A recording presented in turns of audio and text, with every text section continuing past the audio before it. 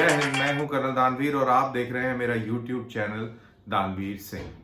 आज मैं जब आपसे बात कर रहा हूं तो इस समय हिंदुस्तान के अंदर कोरोना केसेस 2,71,00,000 हैं। वहीं 3,10,000 लोगों की मृत्यु हो चुकी है और 2,42,000 लोग ठीक भी हो चुके हैं। आप इस चीज को समझने के लिए आपका ध्यान मैं हिंदुस्तान जब से आजाद हुआ है तब से लड़ी सारी जंगों की ओर लेके जाता हूं। आज तक हमने 4 जंगें लड़ी पाकिस्तान से और 1 जंग लड़ी चीन के साथ, और इन सारी जंगों में हमने 32,000 सैनिकों को खोया। तो आप अंदाजा लगाइए कि 5 जंगों में हमने 32,000 सैनिक खोए और इधर कोरोना में हमने 3,10,000 लोग भारतीय नागरिक खो दिए हैं। तो आप इससे अंदाजा लगा सकते हैं कि कितनी बड़ी समस्या है, कितनी गंभीर स्थिति है। अब क्योंकि मैंने हवाला दिया भारत की जंगों का, तो जाहिर सी बात है कि मैं जब आपसे बात करूंगा तो सेना का रोल इस कोरोना की लड़ाई में उस चीज के ऊपर बात करूंगा।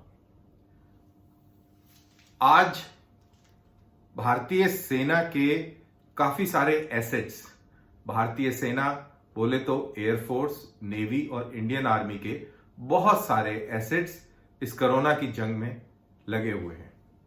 नेवी ने 9 युद्धपोत डिप्लॉय करे हुए हैं समुद्र सेतु ऑपरेशन में। ऑपरेशन समुद्र सेतु 1 खत्म हो चुका है और ऑपरेशन समुद्र सेतु 2 शुरू हो गया है। इसके तहत आईएनएस जलश्वा जो लैंडिंग प्लेटफॉर्म डॉक है, अभी हाल ही में 300 मेट्रिक टन ऑक्सीजन लेके लौटा है।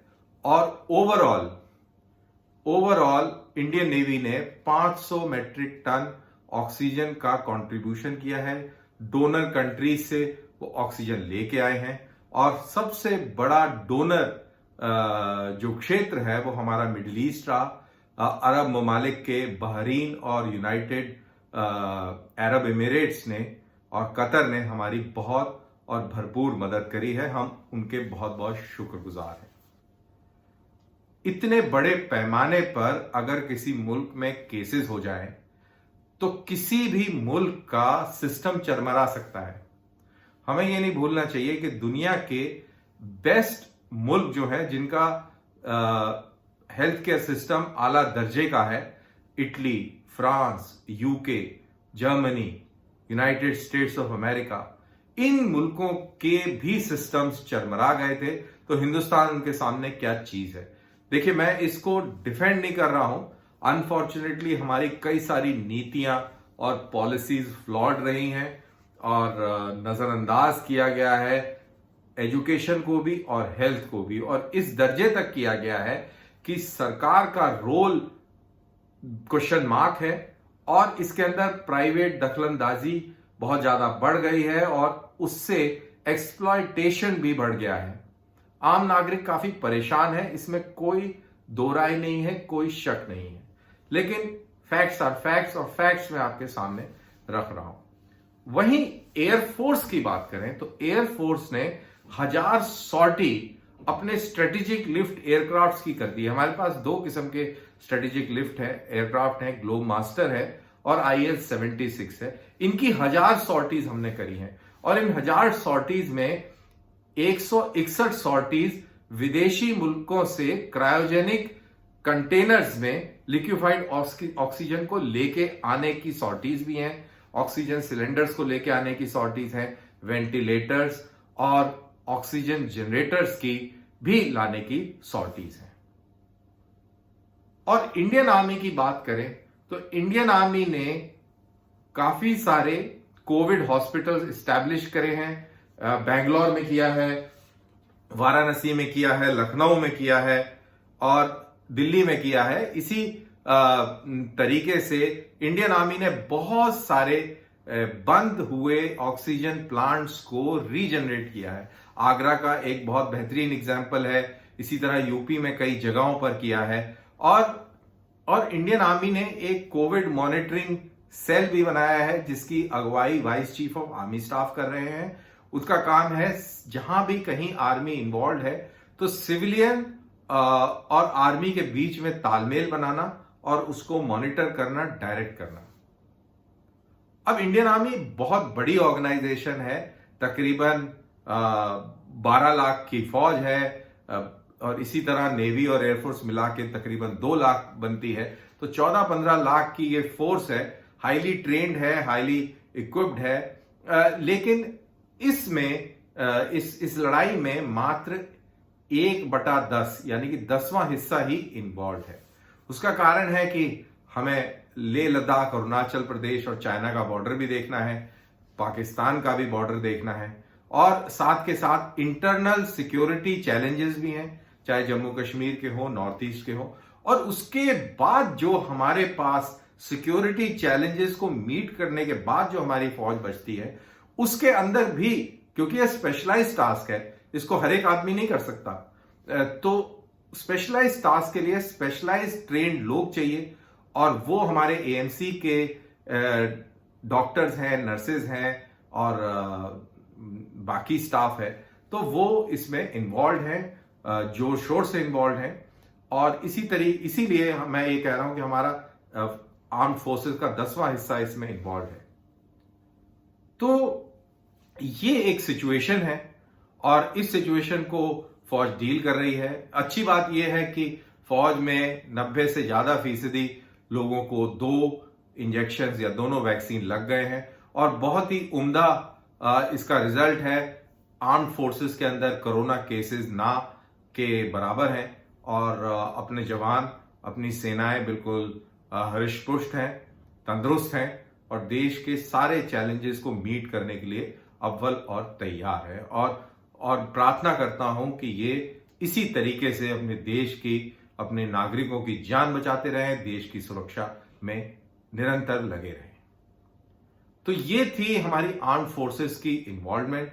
हमारी आर्म्ड फोर्सेस की इन्वॉल्वमेंट, अभी मैं बात कर रहा हूं, इस समय भी है। इस समय भी लिक्विफाइड ऑक्सीजन आ रहा है, इस समय भी कोविड के अस्पतालों को मैनेज किया जा रहा है। और उधर डीआरडीओ को हम कितनी बार कोसते हैं, लेकिन कोविड की लड़ाई में उसने बड़ा शानदार काम किया है। कोविड की लड़ाई में उसने वेंटिलेटर तैयार किए हैं सस्ते। कोविड की लड़ाई में उसने ऑक्सीजन की सप्लाई के साधन डेवलप करे हैं, और द लेटेस्ट जो एक ड्रग बनाया है, वो एक बहुत काबिल तारीफ ड्रग बनाया है डीआरडीओ ने। और इस 2DG नाम का ये जो ड्रग है, ये कहते हैं कि इसको देने के 2 दिन के बाद चाहे कितना ही कोरोना से ग्रस्त कोई मरीज क्यों ना हो, उसमें इंप्रूवमेंट दिखता है। तो ये इमरजेंसी यूज के लिए इसका अप्रूवल दिया गया है, and it is doing wonders. इसी तरह डीआरडीओ ने भी अस्पताल बनाए हैं, लगाए हैं, दिल्ली में लगाया है, लखनऊ में लगाया है। इस प्रकार से डीआरडीओ ने भी अपने हॉस्पिटल्स बनाए हैं, और डीआरडीओ हॉस्पिटल्स में इन ड्रग्स का इस्तेमाल किया जा रहा है। बाकी जगहों पर भी उपलब्ध होगा जब उसका प्रोडक्शन बढ़ जाएगा। तो overall Indian army, Indian armed forces, DRDO, ये सब मिलकर बहुत बेहतरीन काम कर रहे हैं। और अभी रिसेंटली एक जनरल साहब ने जैसा कहा था कि हमारी एक्सपर्टीज शायद मेडिकल क्षेत्र में ज्यादा है, अच्छी है, लेकिन हमारे पास पर्याप्त मैन पावर नहीं है कि सारे लोगों के एस्पिरेशंस को मीट किया जाए। लेकिन वहीं हमारा जो जज्बा है, जो हमारा ऑर्गेनाइजेशन स्किल है और जो कमिटमेंट है, उसको एक्सप्लॉइट करना चाहिए। हमारी लॉजिस्टिक मैनेजमेंट कैपेबिलिटीज हैं, हमारी इंजीनियरिंग कैपेबिलिटीज हैं, और उनका भरपूर इस्तेमाल होना चाहिए, और हो भी रहा है।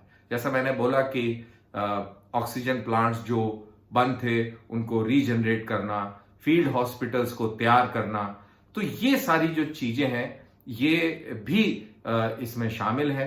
सो बेसिकली चाहे वो युद्धपोत हो, चाहे वो वायुसेना के स्ट्रेटेजिक लिफ्ट एयरक्राफ्ट हो। अच्छा, by the way, in strategic lift aircraft के अलावा हमारे पास मीडियम लिफ्ट भी हैं, AN-32 है, C-130 है। उनकी इस 1000 सॉर्टी में गिनती नहीं है। सिमिलरली हमने हेलीकॉप्टर्स भी इन्वॉल्व करे हैं। टोटल 50 एयरक्राफ्ट एंड 20 हेलीकॉप्टर्स हमने इन्वॉल्व किए हैं इस कोरोना की जंग में, लॉजिस्टिक्स को फेरी करने के लिए और मैन पावर और मेडिकल स्टोर्स को एक जगह से दूसरी जगह ले जाने के लिए हमने इनको एम्प्लॉय किया है। तो वो इस 1000 सॉर्टी में शामिल नहीं है। अगर उनको भी जोड़ दिया जाए तो ये आंकड़ा काफी बढ़ जाएगा। और उधर इंडियन आर्मी के लोग हैं जो निरंतर दिन और रात अपनी मेहनत कर रहे हैं। डॉक्टर्स, नर्सों को, चाहे वो एयरफोर्स की हो, नेवी की हो, आर्मी की हो, इनको सबको सलाम और उम्मीद करते हैं कि इसी तरह देश की सेवा करते रहें। तो मेरा बस ये इतनी सी छोटी सी ये पेशकश थी कि हमारी फौजें क्या कर रही हैं। आई होप आपको ये पसंद आया होगा। प्लीज लाइक कीजिए और ये शेयर कीजिए, क्योंकि लोगों को पता होना चाहिए कि हम लोग क्या कर रहे हैं और हमारी सेनाएं अपने नागरिकों के लिए क्या कर रही हैं। तो बस अगली बार फिर किसी नई स्टोरी के साथ, तब तक के लिए जय हिंद।